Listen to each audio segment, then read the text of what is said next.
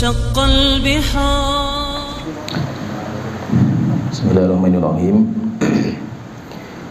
إن الحمد لله نحمده ونستعينه ونستغفره ونعوذ بالله من شرور أنفسنا ومن سيئات أعمالنا من يهده الله فلا مضل له ومن يضلل فلا هادي له وأشهد أن لا إله إلا الله وحده لا شريك له وأشهد أن محمدا عبده ورسوله أما بعد.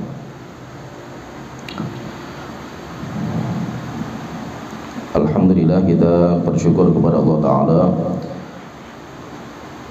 yang telah memberikan kepada kita hidayah, dan hidayah yang paling mahal adalah hidayah ilmu dan amal. Ketika seseorang Allah mudahkan untuk belajar ilmu agama, dimudahkan ketemu berjumpa dengan seorang yang bisa mengajarkan agama mereka. Kemudian yang kedua, ketika Allah memudahkan kita untuk mengamalkan ilmu yang telah kita pelajari, maka ketika Allah memberikan kita kemudahan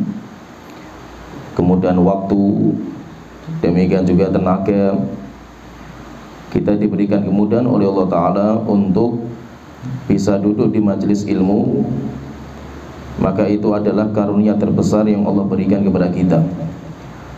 Setelah kita belajar, maka kita meminta lagi kepada Allah Ta'ala hidayah untuk bisa mengamalkan.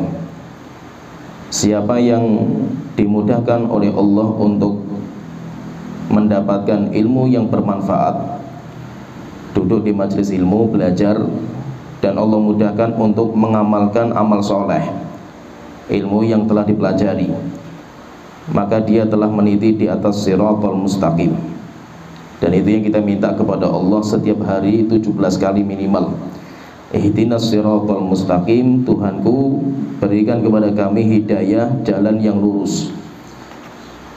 Yaitu siratal mustaqim itu adalah metode beragama dengan menggabungkan antara ilmu dan amal. Oleh itu para nabi dan rasul itu ketika diutus, mereka membawa dua. Mereka ketika diutus itu membawa dua. Sebagaimana Allah Ta'ala berfirman, huwallazi arsala rasulahu bil huda wa dinil haqqi liyudhhirahu 'ala dini kullihi wa kafa billahi syahida. Dialah Allah yang telah mengutus rasul-rasulnya bil huda. Yang pertama membawa petunjuk. Wa dinil haqqi, kemudian yang kedua membawa agama yang benar. Berarti Nabi dan Rasul itu ketika diutus, mereka membawa dua misi. Yang pertama adalah al-huda, kemudian yang kedua adalah dinil haqqi. Kata para ulama, al-huda itu adalah ilmu nafi, ilmu yang bermanfaat. Kemudian yang kedua, kalau dinul haq, agama yang benar, itu adalah amal soleh. Sehingga para Nabi dan Rasul itu ketika diutus, pasti misi mereka itu membawa ilmu, sehingga Nabi itu ketika meninggal dunia warisannya cuma ilmu, tidak ada warisan harta, nggak ada. Yang mereka tinggalkan ilmu agama. Ketika orang itu sudah belajar, maka dia minta bantuan kepada Allah untuk bisa mengamalkan. Sehingga kita alhamdulillah kita sudah dapat yang pertama, yaitu kita dimudahkan untuk belajar menuntut ilmu.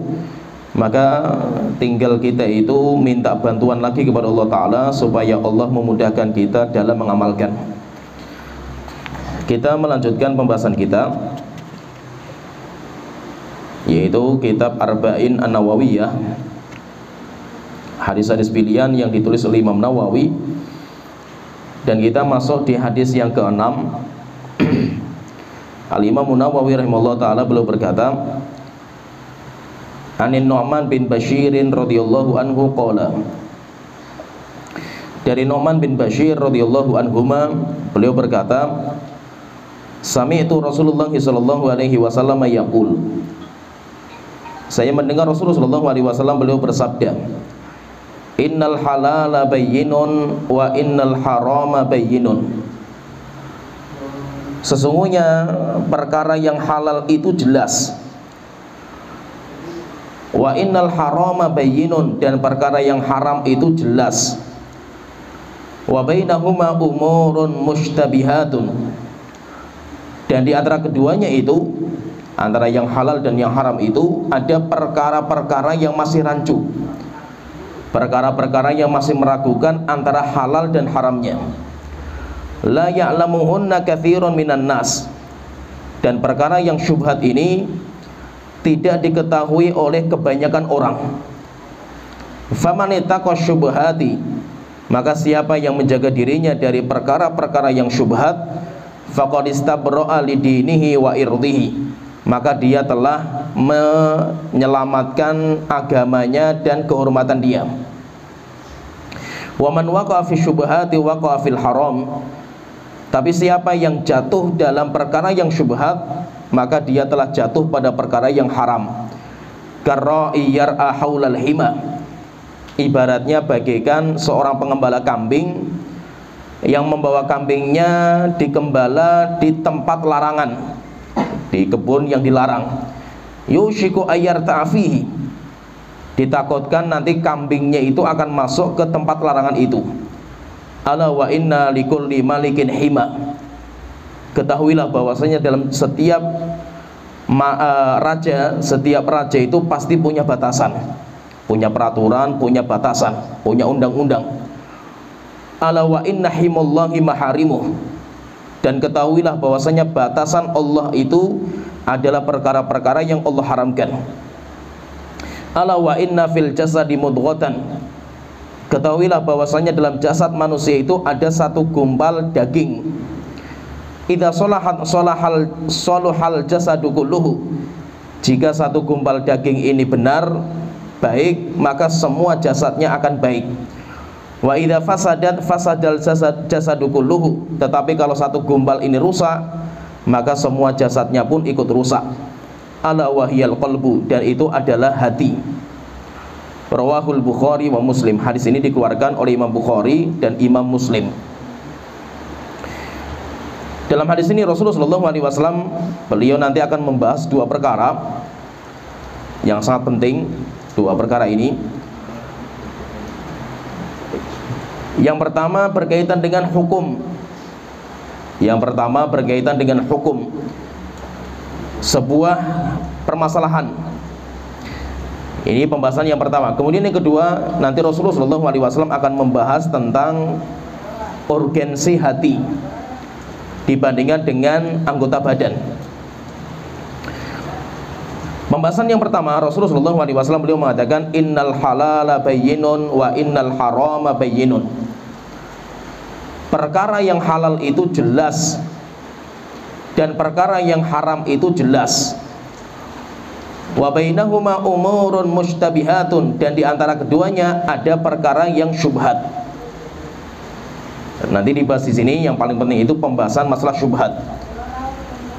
Berarti dalam masalah hukum itu, ada sesuatu yang jelas hukumnya halal, ada perkara yang jelas hukumnya itu haram, hukumnya halal. Kemudian yang kedua, ada sesuatu yang jelas hukumnya itu haram, jelas. Kemudian yang ketiga, ada perkara yang meragukan. Ada perkara yang meragukan. Perkara yang meragukan itu dinamakan dengan syubhat. Perkara yang syubhat atau namanya mustabihah, yaitu apa? Perkara yang rancu antara ini masuk ini perkara ini masuk ke yang halal atau masuk yang haram. Nah, kita nggak tahu ini yang masuk di mana ini. Maka kalau kita nggak tahu ini masuknya kemana, maka yang terbaik itu adalah menjaga diri kita supaya tidak jatuh dalam perkara yang syubhat. Ini yang terbaik, sikap yang terbaik. Kenapa? Karena itu yang bisa menyelamatkan diri kita. Jadi kalau kita perhatikan itu, Allah menciptakan untuk diri kita segala yang ada di alam semesta itu. Yang Allah ciptakan itu ada yang halal jelas, ada yang halalnya itu jelas, kita faham semuanya itu. Dan yang halal jelas itu pasti yang baik, karena Allah itu menghalalkan hanya yang baik-baik. Dan itu hukum asal semua kenikmatan dunia. Sehingga hukum asal kenikmatan dunia itu hukumnya halal. macam-macam buah, demikian juga macam-macam makanan, demikian juga binatang, hukum asalnya halal. Demikian juga pakaian, demikian juga yang lainnya, seperti jual beli dan yang lainnya.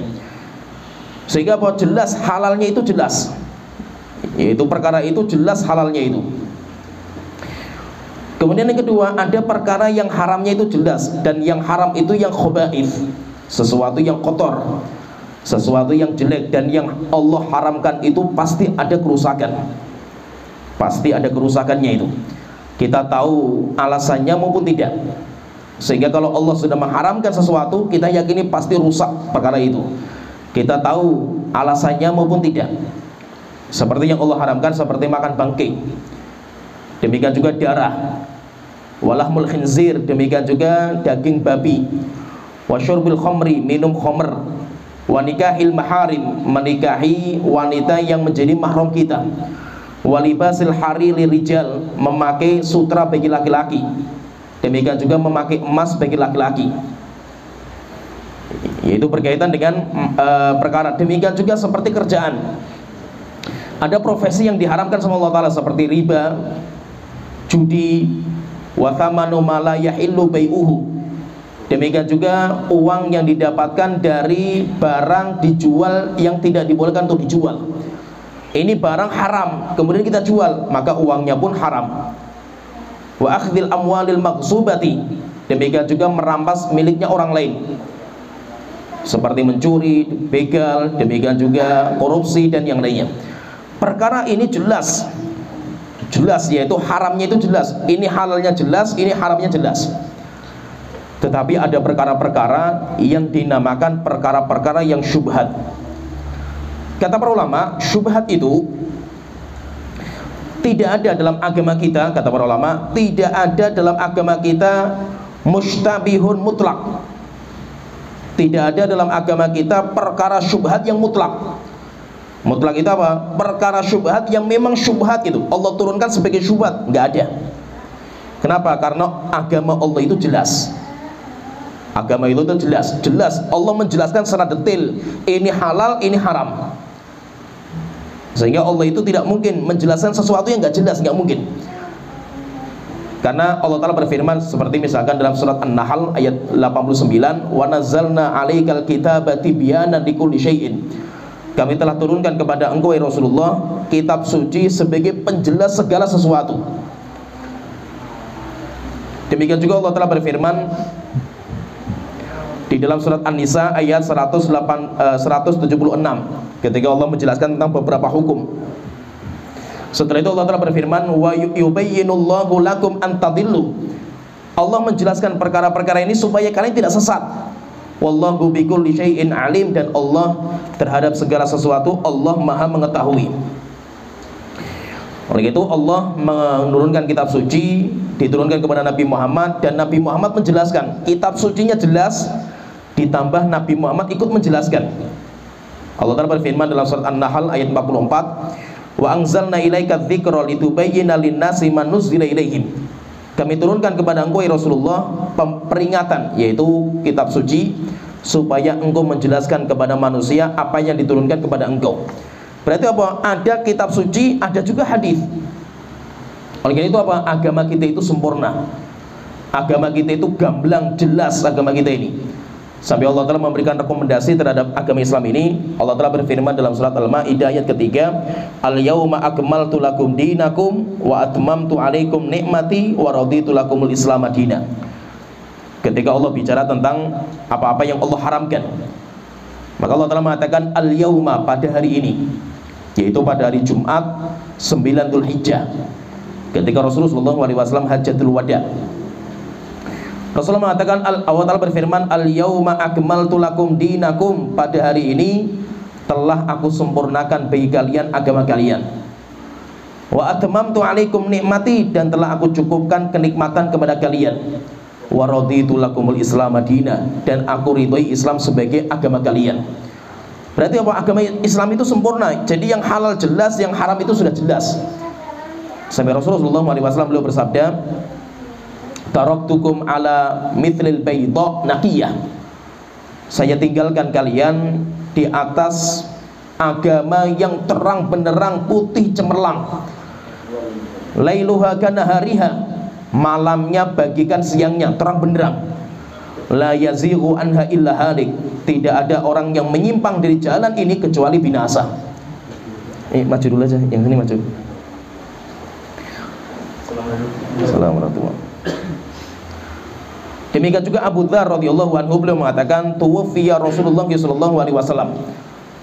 Nabi Muhammad sallallahu alaihi wasallam itu meninggal dunia, wa ma ta'irun yuharriku janahihi fis sama.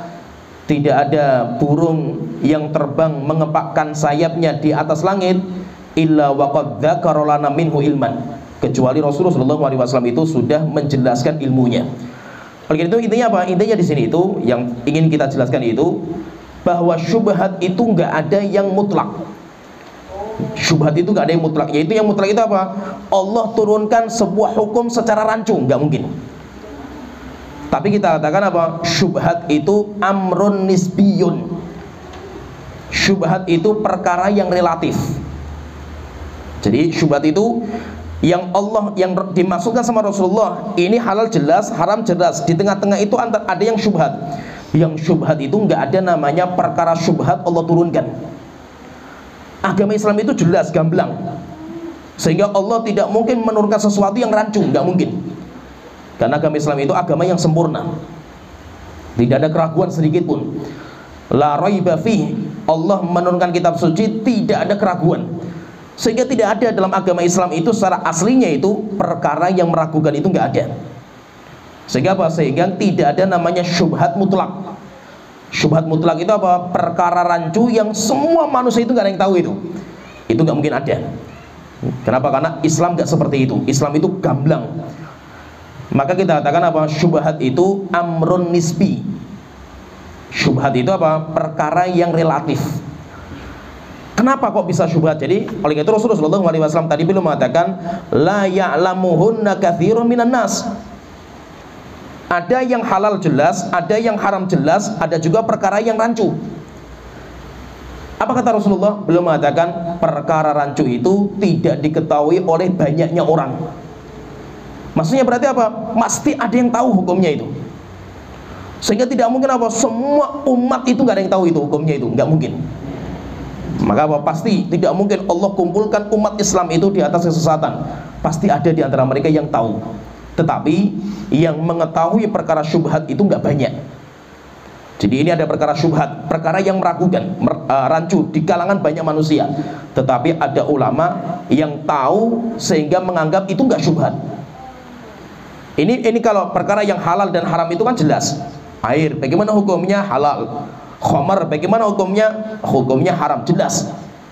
Tapi sekarang ada minuman yang mana sisi halal dan haramnya itu bercampur. Ini halal atau haram ini? Ada sisi halalnya ada, karena itu air. Tapi ada sisi haramnya, karena dia itu kalau minum terlalu banyak itu memabukkan. Contohnya misalkan orang minum fermentasi buah. Fermentasi buah atau sari buah. Sari buah, apa hukumnya? Tape dan yang lainnya. Dimana apa? Hukum asal minuman itu halal, iya, jelas. Tapi dalam kaidah kita juga sesuatu yang memabukkan itu haram. Nah sekarang pertanyaan, kalau kita makan tape kemudian kita itu kenyang juga itu, dengan atau orang makan durian 10 misalkan buah misalkan itu kenyang juga itu, atau durian misalkan dikasih air kemudian di blender kemudian disimpan. Nah ini apa ini? Maka apa? Ada tarik-tarikan itu antara yang halal dan yang haram. Sehingga apa? Sehingga membuat orang itu ragu. Ini apa ya hukumnya ya? Sisi halalnya ada, karena itu minuman. Sisi haramnya ada, karena kalau kita itu makan banyak itu pusing kita itu. Nah ini apa? Apakah itu khamar dan tidaknya itu? Ada orang yang nggak paham ini hukumnya apa itu. Tetapi apa? Bagi ulama yang mumpuni dan kuat ilmunya, faham ini halal atau haram. Sehingga maksudnya apa? Tidak ada sebuah permasalahan yang hukumnya itu Allah turunkan dalam kondisi nggak jelas. Kenapa? Karena agama Islam itu jelas, sehingga setiap yang Allah turunkan pasti jelas. Tetapi terkadang itu cara kita memahami, maka itu apa? Terkadang kenapa perkara itu bisa menjadi syubhat, perkara itu bisa menjadi rancu itu? Maka kata para ulama, rancu itu bisa yaitu sebabnya itu bisa dilihat dari 1 dari 3 sebab. Ada perkara yang rancu, ini rancu itu. Rancu itu bisa dilihat dari 1 dari 3 sebab. Yang pertama, rancu dalam dalilnya. Contohnya misalkan ini. Kalau orang ditanya misalkan ini, jadi ada perkara yang jelas dan perkara yang jelas halalnya, jelas haramnya, tapi ada perkara yang rancu. Kenapa? Karena dalilnya. Kitanya itu mendapatkan dalilnya itu nggak jelas itu bagi kita itu. Contohnya misalkan kalau ditanya, tidur itu membatalkan wudhu nggak? Sehingga saya tidur sekarang itu, saya tidur, batal nggak wudhu saya itu? Nah, di sini kita harus belajar, tidur itu membatalkan wudhu nggak? Akhirnya apa? Kita mencari dalilnya. Dalilnya apa itu? Terkadang ada satu masalah di mana dalilnya itu banyak, sehingga dalilnya itu zahir bagi kita itu kontradiksi itu. Akhirnya apa? Kita ragu juga ini yang kuat yang mana ini? Demikian juga terkadang ada satu masalah di mana dalil yang kita baca yang sampai kepada kita itu dhaif. Akhirnya kita mengatakan, oh berarti ini hadis yang dhaif. Kenapa kita dhaifkan? Karena memang hadis yang sampai kepada saya itu dhaif. Rupanya ada hadis yang lain yang sahih tapi nggak sampai kepada kita. Nah, sehingga maksudnya apa? Keraguan kita terhadap sebuah hukum itu bisa dilihat karena dalilnya. Contohnya misalkan tadi kalau kita tanya misalkan, apa hukum masalah tidur membatalkan wudhu atau tidak? Di sini para ulama karena mereka itu mendapatkan dalilnya itu berbeda-beda, akhirnya mereka pun berbeda pendapat. Ada ulama yang mengatakan tidur itu tidak membatalkan wudhu secara mutlak. Mau tidurnya sampai pules, sampai ngorok, sampai ngiler nggak apa-apa, kata mereka itu. Kenapa? Karena tidur tidak membatalkan wudhu. Apa dalilnya? Dalilnya karena pernah Rasulullah SAW itu sholat isya, sudah adzan isya, Bilal sudah adzan, para sahabat nunggu Rasulullah nggak keluar-keluar dari rumahnya itu sampai sepertiga malam yang pertama sudah berlalu. Berarti kalau berlalu itu sepertiga itu berarti jam 10 ke atas. Para sahabat itu tidur, yaitu duduk di masjid itu sambil kepalanya kayak gini, ya dengluk-dengluk gitu. Kepalanya para sahabat itu. Akhirnya Umar bin Khattab itu mengetuk pintu kamarnya Rasulullah. Ya Rasulullah, ayo sholat, ini sudah terlalu malam itu. Akhirnya Rasulullah itu keluar dalam kondisi basah air wudhu, yaitu barusan berwudhu beliau itu. Setelah itu Rasulullah mengatakan, laula an asyqa ala ummati, jika saya tidak memberatkan umatku, la amartuhum bihadhihi sholat fi hadhihi sa'ah, saya perintahkan mereka untuk sholat isya di jam-jam seperti ini. Itu berarti apa? Sholat isya itu malah sunnahnya diakhirkan. Jadi ada sholat yang sunnahnya diawalkan, ada sholat yang sunnahnya diakhirkan. Seperti sholat isya itu malah sunnahnya diakhirkan. Tetapi seorang imam itu lihat kondisi makmumnya. Sunnahnya memang diakhirkan, tapi imam itu tahu kondisi makmum. Jika makmumnya sudah kumpul, segerakan. Tapi kalau makmumnya itu masih belum kumpul, diakhirkan. Demikian juga sholat duhur. Kalau kita itu di padang pasir, panas menyengat, maka kalau panas menyengat itu jam 12 itu terasa sekali panasnya itu, maka sholatnya itu diakhirkan. Dinamakan dengan ibrod. Rasulullah mengatakan abridu bis sholah, sholatlah duhur pada waktu yang sudah dingin, namanya ibrod, dingin. Kata Suthaimin, kapan dinginnya itu? Jam 2 siang. Sholat duhurnya jam 2 siang. Jadi maksudnya di sini itu para sahabat mengatakan bahwa tidur, sebagian ulama mengatakan tidur itu nggak membatalkan wudhu. Kenapa? Para sahabat itu mereka duduk nunggu Rasulullah tidur, yaitu duduk dalam kondisi kepala mereka itu gerak-gerak. Ini yang dipegang sama pendapat ulama pertama. Ulama yang kedua mengatakan enggak, tidur membatalkan wudhu mutlak. Mau tidurnya kayak apa gayanya, batal wudhunya itu.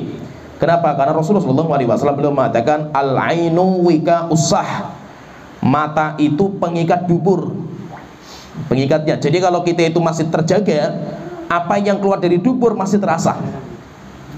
Maka Rasulullah mengatakan faman nama minkum falyatawaddo, maka siapa yang tidur matanya sudah tertutup, maka wudhulah. Kenapa? Ikatan duburnya sudah lepas, sehingga dia nggak sadar lagi itu apa yang keluar dari duburnya. Sehingga ulama ini mengatakan berarti apa? Berarti siapa yang tidur matanya nutup, batal wudhunya. Ini pendapat yang kedua. Ada juga ulama yang mengatakan enggak bisa kita ambil satu hadis yang satu dibuang. Ini ada dua hadis, terus bagaimana? Digabungkan. Cara menggabungkannya bagaimana? Caranya pun beda-beda. Kalau dalam mazhab Syafi'i, mereka mengatakan tidur itu ada, yaitu kalau tidurnya itu mutamakin itu duduk bersila, duduknya bersila dan kedua pantatnya itu nempel di tanah, tidak bersandar, itu maka hatta walaupun ngorok ngiler nggak apa-apa, tidak membatalkan. Tapi kalau gaya tidurnya itu dia bersandar atau tiduran itu telentang, maka batal wudunya.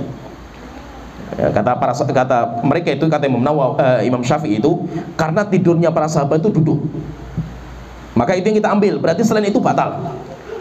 Ada juga ulama yang mengatakan ya bedakan antara tidur dan ngantuk. Dibedakan, ini yang diperhatikan sama Imam Nawawi, demikian juga Imam Hajar. Yaitu apa? Beda antara tidur naum dengan sinah. Jadi kalau tidur itu dalam pembahasan ulama itu nanti ada tiga. Ada nuas itu ngantuk, istilah kita itu ngantuk. Kemudian yang kedua ada namanya sinah. Sinah itu apa? Muqaddimatun naum, muqaddimah tidur. Kemudian yang ketiga baru ada naum, tidur.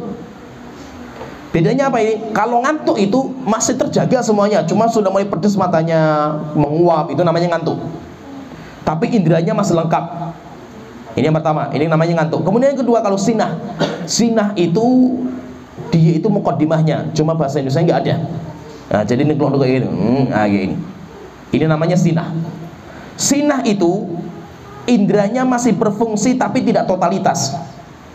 Sehingga terkadang ada orang ngomong dengar, cuma nggak paham apa yang diomongkan, tapi indranya masih berfungsi, cuma nggak bisa totalitas, yaitu tidak bisa memahami secara total. Sehingga terkadang kalau orang ketika dengar khutbah Jumat itu, apalagi yang khutbah Jumat sudah tua, suaranya merdu sekali itu, panas, ngantuk, lapar, wis pokoknya kita ini. Akhirnya apa? Banyak kepala-kepala itu yang sudah mulai menunduk itu, kayak padi yang sudah matang gitu loh, kepala-kepalanya itu. Tapi anehnya itu kalau khotibnya itu doa, ya khotibnya doa itu, saya sih terkadang sering lihat itu apa, kepalanya di bawah tapi tangannya di atas itu. Berarti apa? Menunjukkan indranya masih berfungsi. Tapi kalau ditanya, kamu tadi dengar nggak khotibnya itu ngomong apa itu? Nggak tahu saya. Yang penting saya dengar, tapi saya nggak tahu ngomong apa gitu. Nah, itu namanya apa? Ini namanya sinah. Ini namanya sinah. Kemudian yang ketiga itu ada namanya naum. Naum itu tidur pulas sampai indranya nggak berfungsi, sudah nggak dengar, dipegang sudah nggak terasa, itu namanya naum. Maka kata para ulama sebagian mengatakan apa? Kalau sudah sampai tingkatan naum batal wudunya. Tapi kalau masih tingkatannya sinah maka tidak batal. Nah, kenapa kok terjadi khilaf seperti ini itu? Karena dalilnya yang rancu bagi mereka itu dalilnya. Sehingga apa? Sehingga ada sesuatu yang kita itu masih ragu gitu. Maka kalau ragu terus bagaimana yang terbaik? Kita misalkan ini, aduh pusing juga ini belajar fikih ini, ulama beda semuanya itu, nggak ada yang jelas ini kayak gini itu. Mana ini pendapat yang paling kuat itu antara 4 pendapat ini? Wis bingung saya ini. Kalau bingung, kalau kita itu menghadapi masalah khilafiyah di antara para ulama dan kita itu bingung, terus bagaimana caranya itu? Caranya al-khuruju minal khilaf. Itu lebih menjaga diri. Yaitu berarti apa? Berarti dalam perkara ini kan syubhat. Kecuali kalau gini, kalau antum belajar fikihnya itu lewat satu pendapat. Misalkan antum belajar fikih dalam mazhab Syafi'i misalkan. Enak, wis pokoknya kalau kita, karena saya orang awam misalkan, saya belajar fikih dari mazhab, ya sudah. Apa yang disampaikan sama mazhab itu yang saya ikuti. Berarti apa? Berarti kita masih tingkatan ahlu taklid dan harus penuntut ilmu pertama itu seperti itu. Belajar yang penting apa? Oh, dalam mazhab Syafi'i tidur itu kalau duduk bersila dan tegak maka tidak batal. Ya sudah, saya amalkan. Ya. Tapi kalau nanti antum itu membaca khilafiyah dalam masalah ini, nggak kokoh ilmu kita ini, waduh kok banyak sekali ulama itu khilaf semua masalah ini itu. Ini mana yang kuat ini kan? Bingung juga ini. Ini pendapat Imam Syafi'i juga kuat, ini pendapat ini juga kuat, semuanya kuat ini. Akhirnya kita ragu ini. Ini masalah syubhat, berarti syubhat bagi kita, mustabih, nggak jelas bagi kita hukumnya itu. Maka kalau seperti ini, Rasulullah mengatakan kalau orang itu dia menghadapi masalah yang syubhat, yang rancu itu, siapa yang menjaga diri dari perkara itu, maka selamat agama dan kehormatan dia. Maksudnya apa itu? Al-khuruj minal khilaf, kita keluar dari khilaf. Bagaimana cara kita keluar, kata Imam Nawawi itu? Beliau mengatakan yang terbaik itu kita keluar dari khilaf. Apa itu yang terbaik itu? Contohnya misalkan gini, antum mau pendapatnya tidur itu batal maupun tidak batal, wis putus saja itu. Misalkan gini, pendapat saya nggak batal, tapi saya bingung juga ini, pendapatnya kok kuat semua ini. Akhirnya apa? Saya misalkan suatu ketika itu tidur, ya sudah putus saja itu. Kenapa? Wudu sunnah kan gitu. Kan wudu sunnah itu, mau batal wudu kita maupun tidak kan gitu. Sehingga apa masih itu? Ngambil pendapat yang paling berat. Ngambil amalan untuk mengamalkan itu, ambil pendapat yang paling berat. Itu namanya kita menjaga diri. Kita menjaga diri dari sesuatu yang masih syubhat. Jadi terkadang itu syubhat, kerancuan dalam hukum itu ada karena dalilnya, atau yang kedua karena pemahamannya. Karena kita memahami dalilnya ada, jelas dalilnya itu, tapi cara memahaminya kayak apa gitu.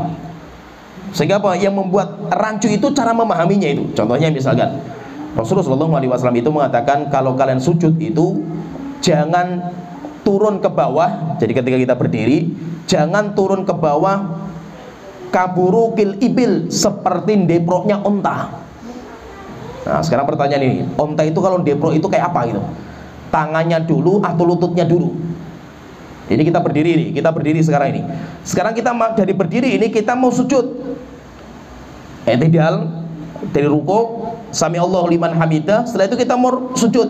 Nah, ketika kita sujud itu yang ditaruh itu pertama kali tangan kita atau lutut kita. Dalilnya jelas, dalilnya ada. Pokoknya kalau turun dari berdiri menuju sujud jangan seperti deproknya unta. Tapi yang menjadi masalah itu apa? Deproknya unta itu kayak apa? Tangannya dulu atau kakinya dulu? Akhirnya apa? Di sini memahaminya berbeda. Ada ulama yang mengatakan enggak, onta itu semuanya kaki itu, depan belakang kaki semua itu. Berarti apa? Berarti onta itu kalau deprok ya kakinya dulu itu. Ah, berarti kalau seperti ini, berarti kalau saya turun ke sujud itu tangannya dulu. Sehingga ketika saya turun itu yang saya letakkan tangannya dulu. Setelah selesai tangan baru lutut diletakkan. Ada yang mengatakan enggak, onta itu depannya kaki. Depannya itu tangan, dua tangan, belakangnya itu kaki, karena bisa diangkat. Depannya itu bisa diangkat itu, berarti kan itu tangan. Berarti kalau onta itu kalau deprok, ya berarti kan tangannya dulu, tangannya sudah megang kan itu depannya itu. Ah, berarti kalau seperti itu, kalau deprok itu atau turun ke sujud itu lututnya dulu. Lututnya dulu, setelah itu baru tangannya. Semuanya apa? Semuanya dalilnya satu. Semuanya dalilnya satu. Cara memahami yang berbeda. Contoh lagi misalkan kasus misalkan Rasulullah SAW itu mengatakan kepada para sahabat, la yusalliyanna ahadukum al-asra illa fi Bani Quraidah. Kan Bani Quraidah itu kasusnya kan mereka itu kan berkhianat. Bani Quraidah itu orang Yahudi, sepakat sama kaum muslimin untuk menjaga Madinah dari serangan orang luar. Rupanya dalam perang Ahzab mereka berkhianat, bergabung sama orang-orang kafir Quraisy. Setelah selesai maka Rasulullah menyerang mereka itu. Ketika menyerang mereka, Rasulullah itu mengatakan kepada para sahabat, jangan sholat salah seorang di antara kalian sholat asar kecuali di sana di Bani Quraidah. Berjalan dari Madinah itu sampai ke Bani Quraidah nggak mungkin sampainya asar. Maghrib sampai sana itu, maghrib sudah masuk itu. Akhirnya para sahabat itu ketika berjalan masuk waktu asar mereka sedang di tengah-tengah jalan. Akhirnya mereka bingung, bagaimana ini, kita sholat asar atau enggak? Akhirnya ada seorang sahabat yang mengatakan enggak, kita enggak usah sholat asar, karena Rasul tadi letterlek kita pahami sholat asarnya di Bani Quraidah. Akhirnya apa? Sahabat-sahabat ini tetap jalan sampai Bani Quraidah sudah maghrib. Akhirnya mereka ngambil air wudhu, sholat asar di waktu maghrib. Setelah itu baru sholat maghrib. Tapi sebagian yang lain mengatakan enggak, maksudnya Rasul itu enggak kayak gitu. Maksudnya itu kalau bisa itu kita jalan cepat sampai sana itu di waktu asar, kita bisa mendapatkan sholat asar di waktu asar di sana itu. Tapi kalau kita nggak mendapatkan, ya tetap sholat asar di waktunya. Sehingga apa? Kita sholat asarnya di jalan. Akhirnya apa? Para sahabat ini berhenti sholat asar di situ. Kalau kita perhatikan, kenapa kok jadi rancu seperti ini? Karena cara memahaminya. Dalilnya jelas, ada dalilnya itu, tetapi cara memahaminya itu yang berbeda. Ya, jadi kerancuan itu sebabnya apa? Yang pertama karena dalilnya. Misalkan dalilnya ini sahih atau tidak, karena ulama itu beda dalam menghukumi sahih dan tidaknya, akhirnya berbeda pendapat kan ulama kan cara menyikapinya kan itu. Contohnya misalkan masalah menggerakkan jari telunjuk ketika tasyahud itu. Dalilnya sahih nggak menggerakkannya itu? Kalau isyarat sahih, tapi menggerakkannya sahih atau tidak itu khilaf di antara para ulama. Syalbani mensahihkan, tapi Syekh Muqbil mendhaifkan. Demikian juga guru saya Syaikhul Hasan mendhaifkan. Nah, kenapa? Karena intinya itu, kenapa kok mereka itu berbeda itu? Karena memang ini bicara masalah dalilnya itu. Apakah tambahan menggerakkan itu termasuk ziyadatut thiqah? Kalau kita belajar ilmu hadis itu, ziyadatut thiqah, tambahan seorang rawi yang thiqah yang hukumnya sahih, atau tambahan itu termasuk syadz. Syadz yaitu seorang rawi thiqah menyelisihi rawi yang lebih kuat lagi, akhirnya dihukumi dengan hadis yang syadz. Ya, jadi masalah menggerakkan, jadi kan kayak gitu. Nanti kalau kita pelajari itu hadisnya itu kan, ulama periwayat hadis itu semuanya meriwayatkan hadis dengan lafaz fa asyara bi usbuhi. Nabi Muhammad itu ketika tasyahud, beliau mengisyaratkan jari telunjuk beliau. Semua seperti ini lafaznya itu. Tapi ada satu rawi namanya Zaidah bin Qudamah menambahkan sebuah tambahan. Rasul itu mengisyaratkan dengan jari telunjuk, thumma harraka. Setelah itu Rasul itu menggerakkannya. Nah, lafaz menggerakkannya ini sahih atau tidak? Ulama berbeda pendapat. Ada yang mengatakan sahih. Kenapa? Karena itu nanti masuk dalam kaidah namanya ziyadatut thiqah, tambahan perawi yang thiqah, maka itu berarti sahih. Itu yang diambil sama Syalbani. Metodenya Syalbani seperti ini. Sedangkan ulama-ulama yang lain seperti Syekh Muqbil, demikian juga guru saya Syaikhul Hasan itu, beliau mengatakan enggak, ini bukan thiqah, ini bukan ziyadatut thiqah, ini mukhalafah, karena ada perselisihannya itu. Sehingga ini nanti masuknya dalam hadis syadz. Kalau hadis syadz berarti tambahannya dhaif. Berarti lafaz menggerakkan dhaif, yang sahih lafaz isyaratnya. Ya, jadi seperti ini. Kenapa berbeda? Karena dalam masalah dalilnya, khilafnya mereka itu masalah dalilnya itu. Nah, jadi maksudnya itu terkadang khilaf itu karena dalil, yang membuat rancu itu karena dalilnya. Atau yang kedua, yang membuat rancu itu karena pemahaman kita akan dalil. Ini yang kedua. Atau yang ketiga, yang membuat rancu itu adalah penerapan dalil kepada sebuah kejadian. Contohnya, misalkan saya contohkan, misalkan yang sempat ramai itu. Kalau kita masalah-masalah ini, masalah-masalah kontemporer, masalah-masalah kontemporer itu, arisan. Antum ketika ikut arisan, kemudian antum itu dapat undian. Setelah itu kan nanti dijamukan di rumah antum kan itu. Ah, setelah itu antum ngasih makanan, minuman itu. Ah, ini riba enggak ini? Ya kan? Sepakat ulama bahwasanya apa? Namanya riba itu manfaat. Kullu qardin jara fihi manfa'ah fa huwa riba. Setiap utang piutang yang di dalamnya ada manfaat bagi pihak yang mengutangi, maka itu masuknya riba. Nah, di sini ini termasuk riba atau enggak itu? Di sini apa? Para ulama itu masalah dalilnya jelas, tapi mereka berbeda dalam menerapkannya. Ada yang mengatakan enggak, ustaz-ustaz kita di Indonesia itu ketika ditanya, ada yang mengatakan enggak, ini riba. Nah, kenapa kok riba itu? Karena kan antum kan minjemi kan, arisan itu kan kayak kita minjemi orang kan gitu loh. Antum kan minjemi orang kan gitu. Ada orang yang dia itu dapat duit, nanti kan bayar setiap bulan kan, itu kayak pinjaman itu sebenarnya. Arisan itu kayak pinjaman gitu. Nah, antum diundang makan, antum dapat makanan dari orang yang minjemi antum kan gitu. Ah, itu riba. Seperti misalkan gini, contohnya misalkan ya, saya pesan sama antum martabak. Tolong saya belikan martabak ya. Oke, siap. Dibelikan dengan uang dia dulu. Datang ke kita, ayo makan-makan bareng, makan. Nah, ketika antum diajak makan, itu riba enggak itu? Kan antum kan diutangi dulu kan, diutangi pakai uang untuk beli martabak kan itu. Setelah itu datang ke antum disuruh makan juga kan itu, diajak makan bareng kan itu. Riba enggak ini? Nah, ini terkadang apa? Perbedaan dalam masalah penerapannya. Demikian juga seperti muamalah kita zaman sekarang ini, jual beli lewat online. Demikian juga macam-macam itu. Kenapa terjadi perbedaan itu? Karena mereka itu kaidahnya sama, cuma mereka itu berbeda dalam penerapan. Kasus ini tuh masuk dalam mana ini? Kasus ini tuh masuknya yang mana ini? Apakah ini masuk ke sini atau masuk ke sini atau masuk ke sini? Nah, ini jadi nanti khilaf di antara para ulama itu. Ya, jadi intinya di sini itu, apalagi muamalah zaman sekarang itu, ya kan, zaman sekarang lebih berkembang lagi itu, sehingga apa? cara melihatnya seorang ulama itu berbeda-beda. Ini kayak apa ini, kasus kayak gini ini maksudnya kemana ini? Sehingga apa? Terkadang itu kita harus tergambar secara total itu. Misalkan kita ditanyakan, Ustaz bagaimana hukum masalah ini? Apa itu? Maksudnya apa itu? Oh maksudnya gini, terus gimana lagi? Cuma digambarkan secara utuh itu. Kenapa? Karena terkadang keliru penggambaran bisa jatuhnya riba, jatuhnya fatal. Terkadang misalkan ini, saya kaget juga itu ketika ada seorang ustadz ditanya. Kaget juga itu, maksudnya itu kan penggambarannya. Ustadz, kalau saya itu minjem motor temen, kemudian teman saya ngomong, kalau kamu pinjam motor nanti pulangnya tolong dipenuhi bensinnya ya. Itu riba enggak itu? Ini riba enggak? Kan pinjaman gitu. Ketika saya minjem, saya ngasih lebih kan gitu, karena saya ngisi bensin full kan gitu. Ini termasuk riba enggak? Ada yang mengatakan itu riba gitu. Nah kenapa riba? Karena pinjaman itu tidak ada manfaat bagi orang yang minjemi. Yang minjemi kan dia punya motor kan gitu. Nah, kaget juga saya, kok bisa ini masuk ke bab itu.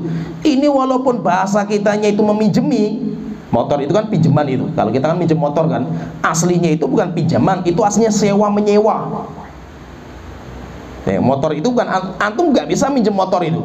Kenapa? Karena motor itu manfaatnya berkurang kan gitu. Dengan itu kan bensinnya berkurang, manfaatnya berkurang, sehingga itu tidak masuk dalam akad hutang piutang, bukan qard.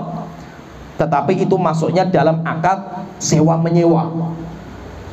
Kalau sewa menyewa seperti antum nyewa rumah, kan sewa gitu. Antum nyewa motor, mobil, itu kan sewa. Antum bayar kan gitu. Kalau pihak yang punya barang itu pengen bayar, pengen dibayar. Kalau tidak, berarti kan itu sodakohnya dia. Kalau seandainya dia mengatakan, kalau kamu mau pinjam motor saya, aslinya bukan pinjam itu, nyewa motor saya, kamu nanti bayarnya dengan ngisi full bensin. Itu apa? Itu bayar sewanya. Bagaimana hukumnya? Hukumnya boleh. Lah, maksudnya di sini itu apa? Terkadang itu yang menjadi rancu itu prakteknya. Praktek di lapangan. Ketika kita ketemu di lapangan, ini yang jadi masalah itu. Ini masuknya di mana ini? Ini masuknya ke mana ini? Ini masuknya ke akad apa ini? Itu yang membuat apa? Yang membuat rancu. Sehingga terkadang itu syubhat, jadi perkara yang syubhat. Kenapa syubhat? Karena kitanya itu nggak tahu. Kitanya itu nggak tahu. Jadi syubhat itu apa? Syubhat itu sesuatu yang, jadi syubhat itu apa? Sesuatu yang kita itu nggak jelas ini hukumnya halal atau haram lah itu. Rancu itu nanti dinamakan dengan syubhat. Dan syubhat ini saya katakan dari awal itu perkara yang nisbi, perkara yang relatif. Bagi antum syubhat, bagi saya nggak syubhat. Kenapa? Karena saya tahu hukumnya itu. Antum mungkin nggak tahu itu, tapi saya tahu gitu. Sehingga apa? Bagi seorang ulama itu ada perkara yang jelas ini hukumnya halal, tetapi bagi kita yang nggak tahu ilmunya, kita menganggap itu syubhat. Akhirnya apa? Kalau memang antum itu nggak tahu ilmunya, sudah antum itu menjaga diri. Bagaimana menjaga dirinya itu? Gini, cara menjaga diri itu kayak apa? Kalau kita nggak tahu hukumnya secara pasti nih, ini masuk kemana itu? Apalagi terkadang apa? Kita ini karena ya belajar kitanya itu instan gitu. Kita itu pengen belajar kan instan gitu. Oleh itu orang-orang Indonesia itu kan sukanya yang instan itu. Mie kalau yang instan kan laris kan gitu. Kita ke warung saja kalau lama-lama kan jengkel juga itu, karena kita pengennya cepat gitu. Akhirnya apa? Kebanyakan kita itu pengen ilmunya itu instan gitu. Bagaimana caranya itu? Caranya itu kalau belajar tinggal buka Mbah Google saja itu. Itu paling cepat itu belajar itu. Instan sekali itu. Nggak butuh duduk di majelis ilmu, nggak butuh belajar bertahun-tahun, tinggal buka Mbah Google, ilmu semua keluar gitu. Nah, suatu ketika terkadang itu antum butuh masalah. Ada masalah ini, ini masalah ini apa ya? Antum buka Mbah Google itu. Masalah ini diketik itu, keluarnya banyak sekali itu. Baca ini, baca yang kedua, beda lagi yang kedua, ini mana yang benar ini kan itu. Kenapa? Karena antum itu belajarnya itu karbitan. Belajarnya karbitan, beda dengan seorang yang belajarnya itu taksil, duduk di majelis ilmu, tertib belajarnya dipelajari Al-Quran dulu, setelah itu bahasa Arab. Orang belajar bahasa Arab saja mati-matian itu, 2 tahun 3 tahun saja belum tentu selesai kan. Sudah belajar bahasa Arab, belajar usul fikih, belajar qawaidul fikiyah, belajar mustalah hadis, belajar fikih dari kitab paling kecil naik lagi terus seperti ini sampai kokoh ilmunya. Bagi orang seperti ini, sebuah permasalahan yang terjadi itu faham, ini kembalinya ke sini nih. Masalah ini kembali ke sini. Bagi dia sesuatu itu jelas. Tapi bagi kita orang awam, ini rancu ini perkara ini. Ya, paham ya, tergambar ya? Kenapa seperti itu? Karena memang ilmu orang itu beda-beda. Maka intinya itu apa? Syubhat itu perkara yang masih rancu bagi kita ini, akan halalnya atau haramnya, bolehnya atau tidaknya itu. Terus bagaimana caranya kalau kita itu mendapatkan sesuatu yang syubhat, sesuatu yang rancu? Maka kita kembalikan kepada hukum asal. Kita kembalikan kepada hukum asalnya. Ini yang paling penting, fahami ini hukum asal ini. Yang pertama perlu kita pahami itu, jadi ada masalah-masalah yang dia itu punya hukum asal sendiri-sendiri, sehingga nanti kita harus kembalikan ke hukum asalnya itu. Contohnya misalkan al aslu fil ibadah, hukum asal dalam masalah ibadah, hukumnya apa? Hukumnya haram. Ini hukum asalnya itu. Sehingga kalau antum rancu misalkan, contohnya misalkan orang ulama khilaf panjang sekali tentang masalah kunut subuh misalkan, atau yang lainnya, antum bingung ini mana yang benar ini. Kalau antum itu nggak tahu hukumnya, rancu hukumnya, kembalikan kepada hukum asalnya. Hukum asalnya apa? Ibadah itu hukumnya haram. Nah berarti apa? Saya belum berani mengamalkan karena saya masih belum paham ini. Ini pendapat ulama ini kok kayak gini itu, mumet saya pelajari itu. Nah kalau antum masalah ibadah kok rancu, antum nggak usah mengamalkan. Dan jangan mengamalkan sesuatu yang meragukan dalam masalah ibadah. Kenapa? Karena hukum asal ibadah itu haram. Sampai jelas bahwasanya syariat sudah mengizinkan ibadah itu, baik nanti hukumnya menjadi wajib atau sunnah.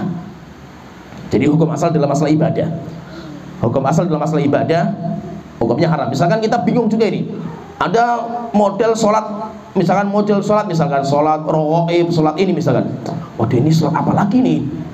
Mereka mengatakan itu bagus, dalilnya ini. Dia membawakan sebuah hadis juga. Masya Allah, ini hadis sahih atau tidak ini? Saya masih bingung juga ini. Kok ada orang yang menyampaikan sebuah hadis bagus sekali itu? Seorang ustaz, seorang kiai, ustaz televisi menyampaikan sebuah hadis, kita nggak tahu ini sahih atau tidaknya itu. Oh ini hadis apa ini kayak ini? Kita bingung ini. Kalau anda masih bingung, jangan diamalkan. Sampai kita itu nyaman dalam hati kita, oh ya jelas ini berarti apa? Sunnahnya perbuatan itu, wajibnya perbuatan itu. Kenapa? Karena hukum asal dalam masalah ibadah itu hukumnya haram. Hukum asal masalah dunia, kalau hukum asal masalah dunia itu adalah halal. Hukum asalnya itu misalkan gini, para ulama berbeda pendapat misalkan tentang misalkan orang ribut masalah itu apa, sari tape itu, tape yang di brem ya difermentasi itu kan. Oh ini apa ini hukumnya? Wah dia mengharamkan, bingung saya ini. Karena kita nggak tahu ilmunya itu, kita bingung itu karena lemah sekali ilmu kita itu. Aduh ini boleh nggak ini? Nah kita katakan kalau memang itu masalah dunia itu hukum asalnya itu boleh. Jika memang sisi halalnya itu lebih kuat, maka kita itu tidak ada masalah mengamalkan. Tapi kalau kita menjaga diri nggak ada masalah juga, itu lebih bagus lagi itu. Hukum asal masalah air, hukum asal masalah air itu suci. Tidak boleh kita batalkan kesucian itu sampai sesuatu yang jelas.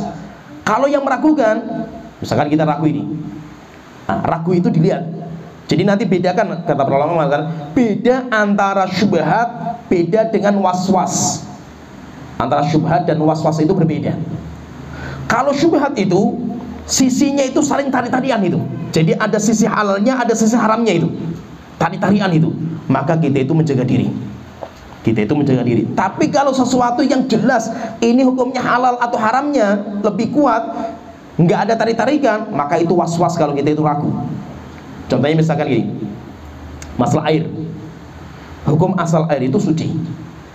Sehingga bahwa tidak boleh kita katakan air itu najis tanpa dalil, tanpa bukti. Kalau seandainya gini, saya tadi misalkan saya di WC, saya biasanya kalau kencing berdiri. Di WC itu ada ember di situ itu. Kemudian qadarullah keran mati, kerannya itu nggak nyala itu, saya kencing. Saya kira itu kerannya nyala itu, saya kencing, selesai kencing, saya nyiram, embernya itu nggak terlalu tinggi di bawah itu. Buka keran mau berwudu nggak ada airnya. Nah, tinggal wudunya itu airnya tinggal di sini saja yang di ember ini. Ini kalau kita perhatikan apa? Sisi hukum asalnya kuat, yaitu apa? Suci. Tapi sisi haramnya kuat juga najasnya. Kenapa? Saya tadi kencingnya berdiri, pasti memercikan kan gitu. Kecuali kalau saya kencingnya duduk. Sehingga apa? Kemungkinan saya itu kencingnya itu nyiprat, itu kemungkinan kuat juga gitu. Akhirnya apa di sini? Tarik-tarikan ini. Tarik-tarikan. Nah, kalau seperti ini namanya syubhat. Perkara yang syubhat. Kalau kita bisa meninggalkan, cari air yang lain yang lebih meyakinkan, cari. Tetapi kalau tidak ada air yang lain, tidak ada masalah. Kalau tidak ada air yang lain, kita mau sholat nggak ada air lagi itu, kecuali itu, tidak ada masalah. Tapi kalau ada air yang lain, tinggalkan air yang syubhat itu, cari air yang lain. Tapi kalau kita itu syubhat saja, misalkan gini, kita masuk WC, ada air di situ. Ini syubhat ini air ini. Dari mana kok syubhat itu? Mana buktinya itu? Enggak ada tarik-tarikan antara halal dan haramnya, enggak ada itu. Wah, paling ini najis ini. Paling orang-orang yang kalau kencing itu pergi semuanya itu. Paling ini kan cuma anggapan gitu. Kalau anggapan berarti orang itu cuma was-was. Jadi bedakan, karena antara was-was dengan syubhat itu tipis. Bedanya itu tipis. Ini was-was, ini nanti masuknya ke was-was syaitan, atau ini masuknya ke syubhat. Kalau syubhat itu jelas antara sisi penghalalan dan sisi keharaman itu tarik-tarikan. Nah, jadi seperti itu. Jadi kita harus melihat hukum asalnya. Hukum asalnya apa? Kalau syubhatnya itu dalam perkara yang hukum asalnya halal, maka lebih baik kita tinggalkan. Lebih baik kita tinggalkan. Kalau itu memang syubhat bagi kita, maka kita tinggalkan. Contohnya misalkan gini, hukum asal kalau tadi kan hukum asal masalah ibadah itu haram, hukum asal masalah dunia itu halal, hukum asal dalam masalah air suci, hukum asal dalam masalah sembelihan itu hukumnya haram. Maka kalau hukumnya haram, aslinya haram, tidak boleh dimakan sampai jelas. Tapi kalau syubhat, ini syubhat ini. Contohnya misalkan gini, saya berburu nembak jedier. Setelah itu apa? Buruan itu jatuh. Subhanallah, jatuhnya di air. Ini syubhat ini. Sisi halalnya yaitu apa? Saya jelasnya itu apa? Saya nembak burung itu kena itu. Ini kan sisi halalnya itu. Tapi sisi haramnya, burungnya itu jatuhnya di air. Sehingga apa? Kemungkinan matinya karena tenggelam. Kalau mati karena tenggelam, bangke. Berarti apa? Antara sisi halal dan sisi haramnya itu kuat sekali itu, tarik-tarikan itu. Maka Rasulullah SAW memberikan petunjuk apa? Kalau seperti itu tidak boleh dimakan. Tidak boleh dimakan. Kenapa? Syubhat. Karena itu syubhat. Tapi kalau was-was itu apa? Saya lihat video misalkan tentang masalah penyembelihan sapi atau penyembelihan ayam itu tidak disembelih, tapi dicelupkan, kemudian ini macam-macam lah, atau pabrik, warung makan ini gini, sebuah video saja itu. Setelah itu apa? Was-was itu, aduh ini haram ini, saya makan ini haram lagi itu. Berarti ini was-was. Kenapa? Karena segi antara yang halal dan haram itu nggak ada tarik-tarikan itu. Ya, paham ya? Seperti sempat rame masalah, ya itu sebuah produk masalah ayam itu kan. Itu Kentucky ayam itu kan sempat rame itu. Akhirnya apa? Banyak orang yang nggak mau makan nih. Gara-gara apa? Gara-gara lihat video itu. Ini syubhat ini. Ini bukan syubhat. Syubhatnya di mana itu? Ini bukan syubhat. Ini was-was. Contoh lagi misalkan gini. Ini ada cerita nyata juga. Ini was-was ini. Ini bukan syubhat tapi was-was. Bedanya tipis memang itu. Saya ngobrol sama tukang bakso. Ini tukang bakso itu, kamu itu pakai daging babi nggak itu? Ya pasti nggak mungkin bakso tanpa daging babi kan itu. Maksudnya untuk sedap kuahnya itu harus pakai babi kan itu. Wah, saya dapat berita seperti ini. Akhirnya apa? Berarti bakso semuanya syubhat semua itu. Ini was-was ini. Kenapa? Karena segi antara yang halal dan haram itu kan nggak jelas itu. Cuma satu informasi, dua informasi dihukumi merata kan nggak bisa itu. Ya, paham ya? Jadi maksudnya itu bedakan nanti antara syubhat dengan was-was. Kalau syubhat itu kita jaga diri kita. Ini masalah ini yang selamat apa ini? Tapi kalau was-was, tinggalkan was-was itu. Kenapa? Karena was-was itu nggak jelas, masih prasangka dan praduga. Nah, ini yang jadi masalah itu.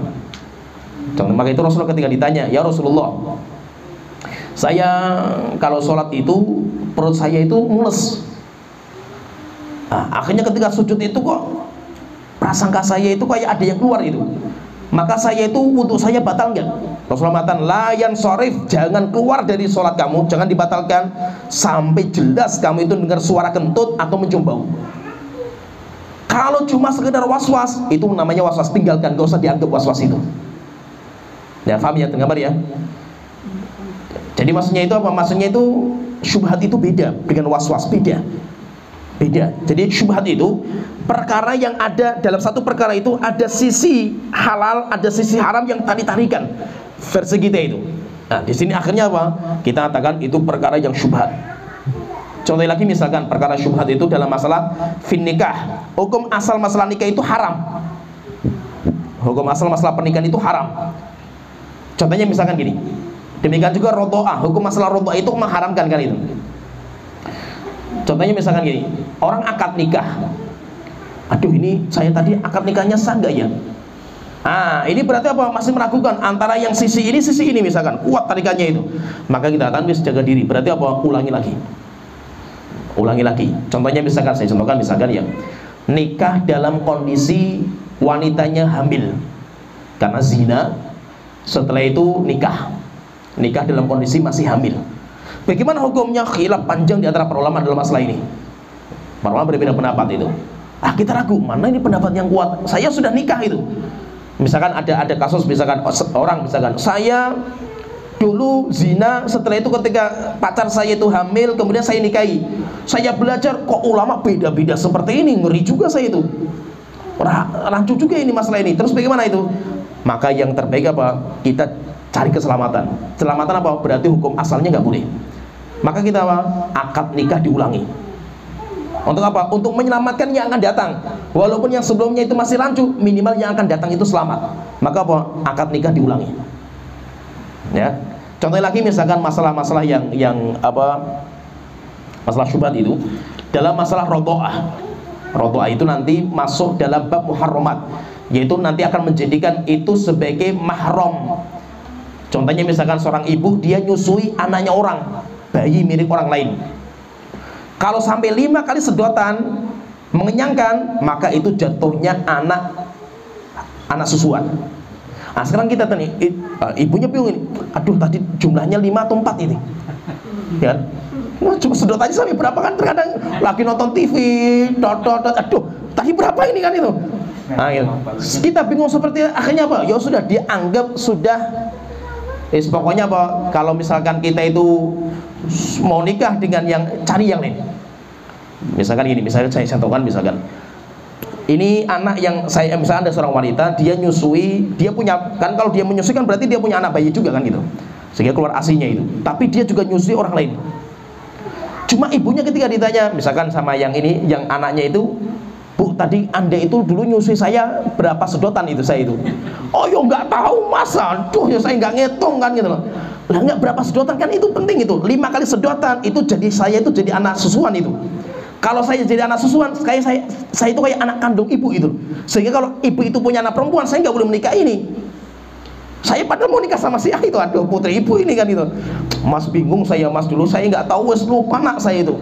Aduh lah ini gimana saya mau nikah sama putri ibu kan gitu loh.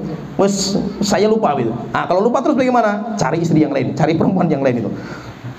Kenapa? Karena ini masalah syubhat ini. Syubhatnya itu apa? Intinya jelas dia itu nyusu kepada ibunya kan, ibu susuan itu jelas. Sehingga apa? Menjadikan mahramnya itu kan jelas. Tetapi hukum asalnya apa? Hukum asalnya selama belum 5 sedotan kan belum kan itu. Akhirnya apa? Kuat sekali itu syubhatnya itu. Kalau seperti ini berarti apa? Cari perempuan yang lain. Tidak bolehkan kita nikah dengan perempuan itu. Kenapa? Syubhatnya ada. Kalau kita itu takutnya itu kalau kita nikah rupanya 5 kali sedotan kita itu dulu nyusunya itu. Contohnya lagi misalkan saya contohkan, maksudnya ini penting karena ini berkaitan dengan kehidupan kita itu. Terkadang seperti itu. Oleh itu apa? Kalau seorang wanita itu nyusui anak harus dicatat. Sampai pernah kejadian itu zaman sahabat ini. Di zaman sahabat. Jadi ada seorang yang sudah menikah sampai punya anak. Setelah itu apa? Tiba-tiba ibunya itu ngomong, kamu itu dulu saya susui itu kepada menantunya itu.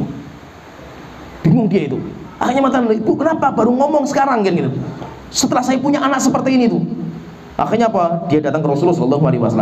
Mengatakan, ya Rasulullah, saya sudah menikah, saya sudah punya anak. Tiba-tiba ibu mertua saya ngomong seperti saya itu anak susuannya itu. Maka Rasulullah mengatakan, waqatkil, sudah dikatakan seperti itu selesai, batal pernikahan.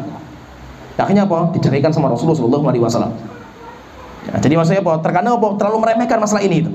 Masalah susuan itu terlalu meremehkan itu. Maka hati-hati. Demikian juga contohnya misalkan masalah yang syubhat itu, yang masih meragukan itu, contohnya misalkan gini. Ini berkaitan masalah ibadah, masalah penting.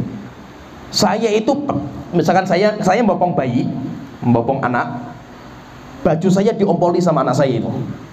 Karena saya mau sholat, akhirnya fokus baju tak lepas, tak candelke kan itu. Tak candelke di luar kan biar kering. Atau pokoknya intinya itu saya candelkan kan. Saya sholat, saya ganti, saya cuci badan saya kena najis, setelah itu saya sholat. Saya pulang sholat, rupanya baju saya dilempiti sama istri saya, dimasukkan lemari itu. Waduh, tadi baju yang mana ini? Saya lupa saya tadi itu. Bajunya banyak sekali di situ. Saya lupa tadi pakai baju yang mana itu. Nah, terus bagaimana ini hukumnya ini? Ini sekarang di lemari ini berarti ada satu baju yang najis. Satu baju, tapi saya lupa ini yang mana bajunya itu. Terus bagaimana itu? Kata para ulama, semuanya dicuci. Semuanya dicuci. Kenapa? Karena syubhatnya kuat. Saya pakai baju ini mungkin najis juga ini. Saya pakai yang ini najis juga mungkin itu. Maka semuanya dicuci. Atau contohnya lagi misalkan ini masalah-masalah syubhat itu yang kuat, antara sisi halal haramnya itu kuat. Saya pernah dikabari sama ibu saya kandung misalkan. Nah, di lingkungan sini itu ada seorang perempuan yang dulu pernah nyusu sama saya juga. Berarti saudari susuan saya kan gitu. Tapi saya lupa itu siapa itu. Lah terus gimana Bu? Ya pokoknya orang kampung sini itu. Aduh lah terus siapa Bu ini? Saya mau nikah sama orang kampung ini, terus gimana itu? Saya lupa itu namanya siapa, kemudian ibunya di mana. Tapi satu kampung ini enggak. Itu kelihatannya satu kampung ini itu. Maka apa? Saya nggak boleh nikah sama satu orang kampung itu. Pindah ke kampung yang lain itu. Kalau bukan urusan kampung negara, pokoknya orang Indonesia itu gitu. Masya Allah orang Indonesia kan itu. Itu orang Indonesia yang nyusul sama saya itu. Nggak tahu orang mana, orang Jawa, yang penting orang Indonesia itu. Ah berarti saya cari orang luar negeri itu. Kalau mau nikah itu, nggak boleh nikah sama orang Indonesia. Kenapa? Karena rancunya di situ kan ada kerancuan yang kuat sekali kan itu. Atau contohnya misalkan gini, kita menyembelih ayam banyak. Ini ada ayam banyak. Misalkan kasus misalkan di pondok dikasih ayam banyak 1000 ayam misalkan itu. Wah, akhirnya ini ada yang sudah mati, bangke kan berarti kan. Ini yang disisakan ini yang sudah mati, yang belum. Akhirnya sembelih. Orang yang pertama yang tahu ini yang mati yang sudah dipisahkan, dia sholat. Tiba-tiba datang santri yang lain, gabungin semua, wis membelih semua gitu pokoknya. BATT semua, masukkan freezer semua itu. Akhirnya yang tahu, yang awal yang tahu itu apa yang ya ketuanya itu, lah kok digabungkan semua ini gimana? Tadi kan sudah tak pisahkan itu ada yang bangke. Aduh kok nggak bilang itu? Semuanya sudah di BTT, semua masuk freezer semuanya itu. Ah, sekarang pertanyaan ini. Berarti apa? Di freezer itu ada daging yang halal, ada juga daging yang bangke. Ah, pertanyaan, terus bedanya mana itu? Kan nggak bisa dibedakan, sudah selesai kan itu. Terus bagaimana? Maka semua nggak ada yang boleh dimakan, buang semua. Kenapa? Karena antara sisi yang halal dan sisi yang haram itu kuat sekali di situ itu. Dan semuanya rancung, nggak bisa kita pastikan mana yang jelas itu. Berarti apa? Ini masuknya syubhat. Berarti satu freezer itu semuanya dibuang. Tidak ada yang dibolehkan dimakan. Kenapa? Takutnya kalau kita makan yang ini, rupanya itu yang bangke, sehingga tidak dibolehkan. Oleh itu Rasulullah SAW beliau mengatakan, "Famanittaqo syubhat." Siapa yang dia itu menjaga diri dari syubhat, yaitu menjaga diri itu apa? Dia menjalankan perbuatan yang selamat. Yang selamat, dalam masalah ini selamat itu apa? Nanti masalahnya itu kita lihat dari bermacam-macam cara yang selamat itu kayak apa. Maka dia itu nanti bisa menyelamatkan agama dan kehormatan dia. Tetapi siapa yang mengamalkan perkara yang syubhat, maka ditakutkan dia itu nanti akan jatuh pada perkara yang Allah haramkan. Kemudian selanjutnya Rasulullah SAW membahas tentang masalah jasad. Rasulullah mengatakan, ala wa inna fil jasadi mudghah. Ketahuilah bahwasanya dalam jasad manusia itu ada satu gumpal daging. Idza saluhal jasadu kullu. Jika satu gumpal daging itu benar, maka semuanya benar semua.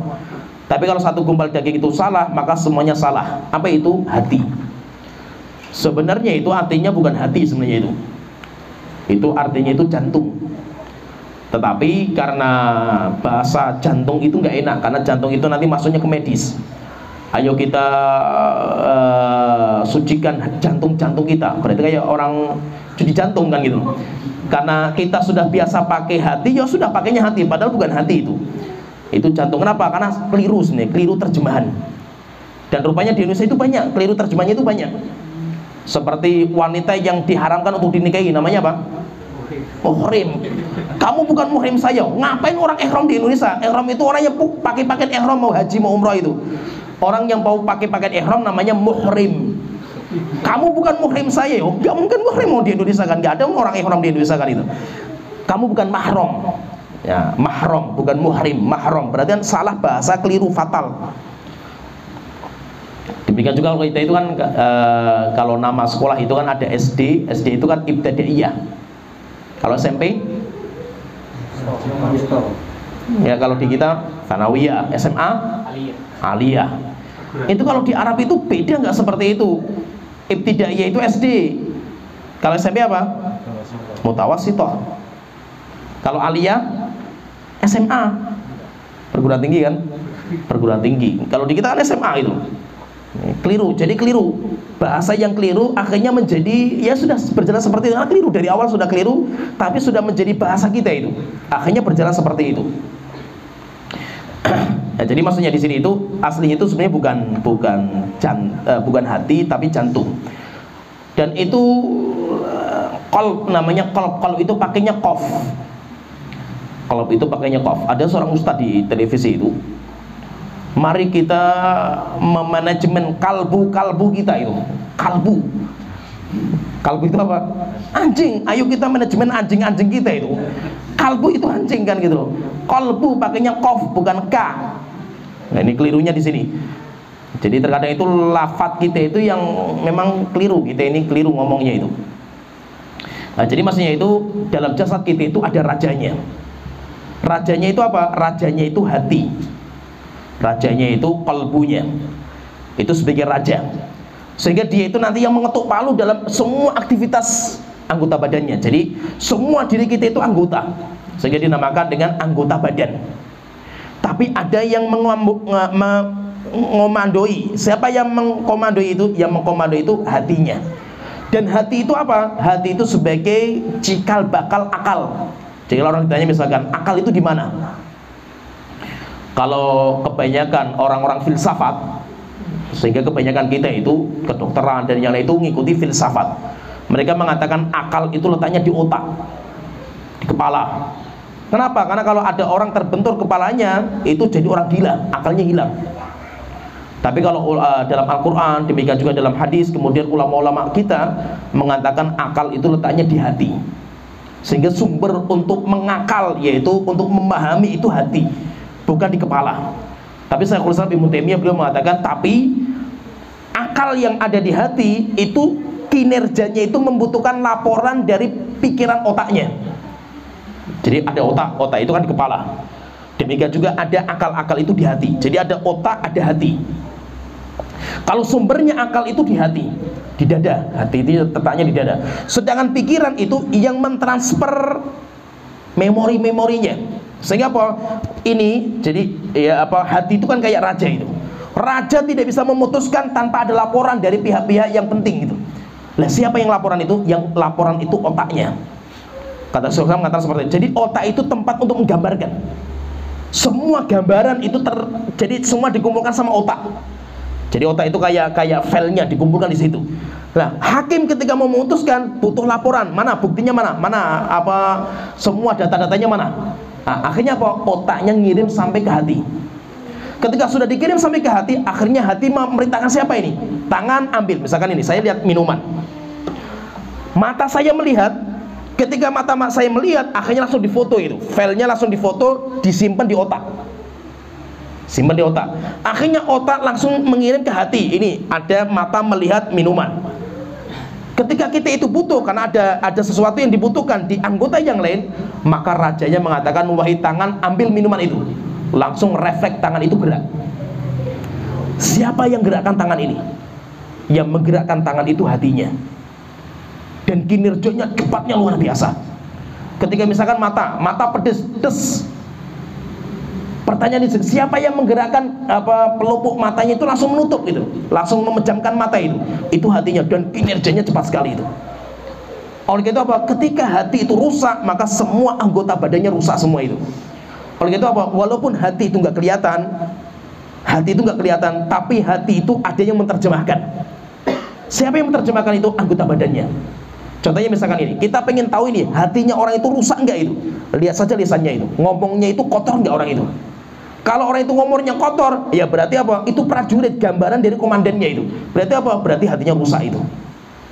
Sehingga apa? Kita pengen tahu hati orang itu gampang dengan apa? Penterjemahnya. Siapa penterjemahnya itu? Prajuritnya. Jadi prajuritnya kayak penterjemahnya. Berarti anggota badan itu semuanya penterjemah. Maka kalau ada orang yang dia itu hatinya bersih, hatinya suci, pasti anggota badannya pun akan ikut. Kenapa? Karena semuanya tunduk kepada hatinya. Oleh karena itu nanti di hari kiamat itu standar orang selamat di hari kiamat itu standarnya itu hatinya. Seperti doanya Nabi Ibrahim, yauma la yanfa'u malun wala banun illa man atallaha biqalbin salim. Hari di mana tidak bermanfaat harta dan anak kecuali orang yang datang kepada Allah dengan membawa hati yang selamat, hati yang sehat. Kenapa kok hati itu? Karena sumbernya itu hati. Hati itu yang paling penting. Kalau badan itu biasa gitu. Maka itu kalau kita perhatikan kenapa syaitan itu, kalau kita baca surat Al-Ikhlas dan Al-Falaq dan An-Nas itu, kan dua surat itu kan dinamakan dengan Mu'awwidzatain. Dua surat sebagai pelindungan diri. Tapi kalau kita perhatikan, coba perhatikan itu. Surat An-Nas adalah pelindungan hati dari jeratan syaitan, bisikan syaitan, surat An-Nas. Sedangkan surat Al-Falaq untuk melindungi jasad dari serangan kejelekan dari luar, termasuk juga tukang sihir. Coba kita perhatikan itu, Di surat Al-Falaq, kan Al-Falaq itu kan menjaga jasad. Kalau An-Nas menjaga hati. Kerusakan yang merusak jasad, malam gelap gulita, hasadnya orang yang hasad, demikian juga tukang sihir, itu cuma merusak jasad, nggak bisa merusak hati. Maka kerusakan jasad itu gampang karena prajurit yang rusak itu. Maka apa? Cukup satu nama Allah untuk menangkal 4 kejelekan. Satu nama untuk melindungi 4 kejelekan. Kenapa? Kejelekan jasad itu mudah. Berbeda dengan surat An-Nas. Karena surat An-Nas itu berkaitan masalah hati itu. Sudurin nas, dalam dadanya manusia, yang disikat itu hatinya, rajanya itu. Maka untuk melindungi hati itu, satu kerusakan bisikan syaitan ditangkal dengan 3 nama Allah Ta'ala. Coba perhatikan ya, paham ya. Jadi surat An-Nas itu 3 nama untuk menangkal satu kejelekan, yaitu kerusakan hati. Sedangkan surat Al-Falaq itu 1 nama Allah untuk menangkal 4 kerusakan yang merusak jasad. Oleh itu apa? Syaitan itu nggak terlalu peduli dengan jasadnya manusia. Jika seandainya syaitan itu peduli dengan jasad, semua kita tersihir semua itu. Tapi kenapa itu? Yang tersihir kok sedikit itu. Tapi yang dituju sama syaitan itu hati. Dan semua kita dirusak hatinya sama syaitan itu. Kenapa? Kalkulasinya syaitan itu luar biasa. Mereka nggak main-main. Hitungan mereka itu luar biasa itu. Yang diserang sama dia itu apa? Rajanya. Rajanya mati, selesai itu, pasukan bubar semua itu. Tetapi kalau kita itu menghancurkan itu prajuritnya, maka buang-buang tenaga gitu. Kita menghancurkan prajurit ini, rajanya masih ada, kirim prajurit yang lain kan itu. Nanti dihancurkan lagi prajurit itu, kirim yang lain. Tinggal caranya bagaimana? Rajanya dibunuh. Rajanya dibunuh, mati, selesai itu prajurit mereka itu. Maka apa? Syaitan itu yang dihancurkan itu hati. Hatinya rusak, matanya ikut rusak. Enggak usah syaitan yang gerak itu. Hatinya nanti akan merusak dia itu. Sehingga kalau sudah hatinya rusak, matanya rusak, telinganya rusak, semua rusak semua itu. Tetapi kalau syaitan itu merusak mata misalkan dengan sihir, selama hatinya masih kuat, maka matanya itu tidak mungkin berbuat dosa dan maksiat walaupun sihir. Sehingga apa? Sehingga kalkulasi syaitan itu nggak main-main itu. Dan syaitan itu untuk menyesatkan hati manusia itu, hati itu dipelajari. Syaitan itu bukan makhluk bodoh. Dia itu sebelum menyesatkan itu, dia pelajari gerakan hati kita detik per detik, kemana condongnya kita ini. Akhirnya apa? Manusia itu sama syaitan dibagi jalurnya menuju 2. Dia condongnya ke syahwat atau condongnya ke syubhat. Jadi ada 2 itu, syubhat, syahwat. Kalau dia itu condongnya itu ke syahwat, berarti kan syahwat, dosa dan maksiat itu. Dilihat lagi syahwatnya yang apa? Apakah wanita, tahta, atau yang lainnya itu. Terkadang ada orang yang dia itu tergoda dengan perempuan, tapi kalau harta biasa. Ada orang yang dia itu kalau sama wanita biasa, tapi kalau harta jatuh dia itu. Ada orang kalau sama wanita biasa, harta biasa, tapi kalau jabatan, sanjungan, jatuh orang itu. Lah syaitan pelajari pelan-pelan itu, sampai kemana dia itu arahnya itu. Demikian juga bahwa terkadang ada orang yang dari kecilnya itu baiknya luar biasa. Dia nggak tertarik dengan perempuan, nggak tertarik dengan duit, nggak tertarik dengan dosa dan maksiat. Sukanya ibadah. Apakah syaitan sudah putus asa? Enggak. Ada jalur yang lain. Jalurnya apa itu? Syubhat. Digambarkan agama Islam itu enggak sempurna. Akhirnya apa? Coba kamu sholatnya ditambah, ritualnya tambah lagi, tambah lagi. Sibukkan dengan ritual-ritual yang bid'ah, sampai akhirnya dia beranggapan nanti di hari kiamat membawa banyak kebaikan. Rupanya apa? Kebaikannya bid'ah semua, nggak ada pahalanya sampai di hari kiamat nantinya itu. Berarti apa? Syaitan itu nggak main-main itu. Dia pelajari hati kita itu, condongnya kemana. Sampai akhirnya apa? Ketika sudah tahu, langsung kita itu dijerat dengan kecondongan kita, sampai akhirnya kita itu jatuh. Ya, seperti sini pembahasan kita. Alhamdulillah kita sudah selesaikan pembahasan ringkas dan ringkas mengenai pembahasan, karena panjang pembahasan kita ini di hadis yang ke-6. Kalau pembahasan atau hadis yang berikut, ya hadis yang ke-7 itu nanti berkaitan dengan nasihat. Ya, sebenarnya di sini pembahasan kita. Wa akhiru da'wana alhamdulillahirabbil alamin sallallahu alaihi Muhammad wa ala alihi wa sahbihi ajmain.